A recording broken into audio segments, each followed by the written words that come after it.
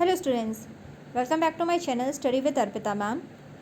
Today we are going to cover the last topic of the first chapter of your class 12th history, that is brick, beads and bone. Already it is the conclusion part. इसके पहले के सारे topics जो हैं हमने already cover कर दिए हैं, तो ये क्या है, सिर्फ कंक्लूजन पार्ट है जो हम आज कवर करेंगे. Now, what has been achieved after so many decades of the archaeologist's work? We have a fairly good ideas of the Harappan economy. तो हमने हड़प्पा सिविलाइजेशन के बारे में पढ़ा और हड़प्पन सिविलाइजेशन से अब पूछा जा रहा है कि आर्कोलॉजिस्ट ने आखिर पाया क्या. इतना सारा जो चीज़ें उन्होंने खोजबीन की है इतने सालों तक, उससे हमें मिला क्या, हमें क्या पता चला, या आर्कोलॉजिस्ट को क्या फ़ायदा पता चला. हमें क्या है, हमें एक बहुत अच्छा आइडिया मिल रहा है हड़प्पन इकोनॉमी का. यानी वो क्या है, एक भरा पूरा देश है. ओके, दैट मीन्स उस देश की इकोनॉमी जो है वो बहुत अच्छी है, क्योंकि प्लान सिटीज़ हैं, सारी तरह के प्रोडक्शंस हैं, फैसिलिटीज़ हैं. तो पता चल रहा है कि देश की इकोनॉमी बहुत ज़्यादा अच्छी रही होगी. We have been able to tease out our social differences and we have some ideas of how the civilisation functions. So हमें ये भी समझ में आया कि वहाँ पर किस तरह से सोशल डिफरेंसेस को किया गया था. अगर आपको याद है लोअर हाउस एंड सिटाडेल वाला कंटेंट, ओके, जाति का कंटेंट नहीं है वहाँ पर. ठीक है, जाति का जो कॉन्सेप्ट है वो हमें नहीं मिल रहा है.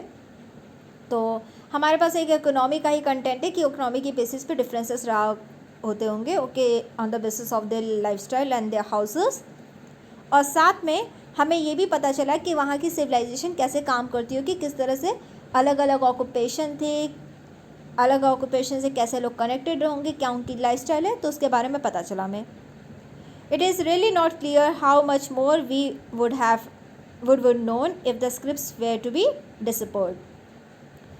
लेकिन ये बिल्कुल हम नहीं कह सकते कि हमें अनुमान भी हम नहीं लगा सकते कि अगर जो वहाँ की लिखी हुई चीज़ें हैं, ठीक है, जो स्क्रिप्ट्स हैं, जो इंस्क्रिप्शंस है, अगर हम उसको प्रॉपरली पढ़ पाते तो हमें कितनी नॉलेज मिलती. डेफिनेटली रिटन रिकॉर्ड बहुत इंपॉर्टेंट है ना, वहाँ पर तो आपको पूरी चीज़ें डिटेल में पता चल जाती. लेकिन प्रॉब्लम क्या है कि हड़प्पन सिविलाइजेशन की जो स्क्रिप्ट्स हैं हम उसको पढ़ ही नहीं सकते, हम डिकोड ही नहीं किए, हम उसको डिकोड ही नहीं किए हैं, हम उसको कर ही नहीं पाए, हमें पता ही नहीं है उस लैंग्वेज के बारे में. तो वही कहा जा रहा है कि अगर हमें पता चल जाए वो लैंग्वेज, हम किसी भी तरह से उन स्क्रिप्ट्स को पढ़ लें, तो कितना ज़्यादा डिटेल में हमें नॉलेज मिल जाएगी, कितना ज़्यादा हम चीज़ों के बारे में जान पाएंगे. Okay, if bilingual inscriptions is found, questions about the language spoken by the Harappan could perhaps be put to rest. और अगर कोई bilingual inscriptions मिल जाती है, यानी ऐसी लैंग्वेज जो हमसे समझ सके, जो हमारी लैंग्वेज से कनेक्टेड हो, या कोई उसको जानता हो, तो अगर ऐसी कोई लैंग्वेज मिल जा रही है हमें, तो इसके बेसिस पे हम हड़प्पन स्क्रिप्ट्स को क्या है बहुत आसानी से समझ पाएंगे. सिंपल समझिए, अगर कोई इंसान मराठी के कंटेंट में बात कर रहा है तो हिंदी और मराठी के टर्म्स तो सिमिलर है ना, जो आप कहते हैं ना अक्षर, वो तो सेम ही है, और काफ़ी हद तक कुछ वर्ड्स के कनेक्शंस बैठेंगे. तो अगर आप उसको स्टेटमेंट पढ़ोगे तो कहीं ना कहीं तो कुछ दिमाग में बैठेगा ना, तो कुछ ना कुछ तो कनेक्शन आप बैठा लोगे. तो उसी बेसिस पे कहा गया कि अगर कोई ऐसी लैंग्वेज मिल जाए हमें, या कोई ऐसी इंस्क्रिप्शन मिल जाए हमें जो हमारी आज की लैंग्वेज से थोड़ी बहुत भी कनेक्टेड हो, तो उसके बेसिस पे हम हड़प्पन सिविलाइजेशन की जितनी भी स्क्रिप्ट्स हैं उनको क्या कर लेंगे, डिकोड कर लेंगे.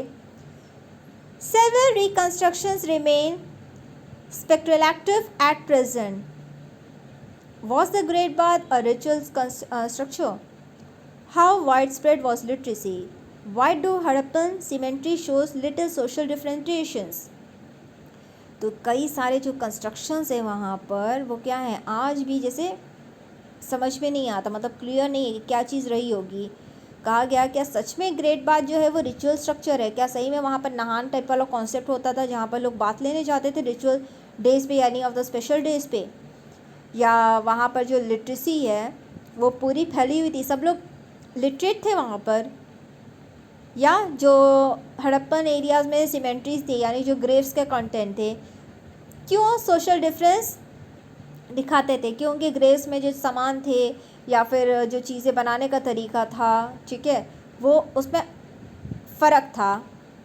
Also unanswered are questions on gender, did women make pottery or did they only paint pots. यानी अगर हम बात करें तो कई ऐसे क्वेश्चन थे जो जेंडर बेस पे यानी जेंडर डिवीज़न पे या उनके ऑक्यूपेशन के बेस पे सवाल ही रह गए। सबसे पहले वुमेंस का कहा जा रहा है कि क्या वो पॉट बनाती थी या फिर पॉट को सिर्फ पेंट करती थी। जैसे आज के ज़माने में जो वुमेंस का कंटेंट है वो ज़्यादातर पॉट को पेंट करने का कंटेंट होता है। तो वही कहा गया कि क्या वो पॉट बनाने का काम करती थी या सिर्फ वो पॉट को पेंट करती थी। What about other craft persons, what were the terracotta female figurines used for. So बाकी क्राफ्ट पर्सनस का क्या, उनका काम क्या होता था, कैसे काम का डिस्ट्रीब्यूशन करते होंगे, या जो टेरिकोटा का फीमेल फिगरिन मिला है, जो फीमेल फिगर मिला है, उसका क्या काम होता होगा, क्या यूज़ था। Very few scholars have investigated issues of gender in the context of the Harappan civilisation and this is a whole new area for future work. तो बहुत ही कम सिविलाइजेशंस के या आर्कोलॉजिस्ट हैं, बहुत ही कम आर्कोलॉजिस्ट हैं जिन्होंने एक्चुअल में जेंडर बेस पे हड़प्पन सिविलाइजेशन को खोजने की या इन्वेस्टिगेट करने की कोशिश की, जानकारी हासिल करने की कोशिश की। लोग हड़प्पन सिविलाइजेशन को समझने में इतना ज़्यादा व्यस्त हैं कि उनका ध्यान ही नहीं जा रहा है कि मेल और फीमेल के ऑक्यूपेशन, कंटेंट या वर्क डिवीज़न के बारे में बात करें।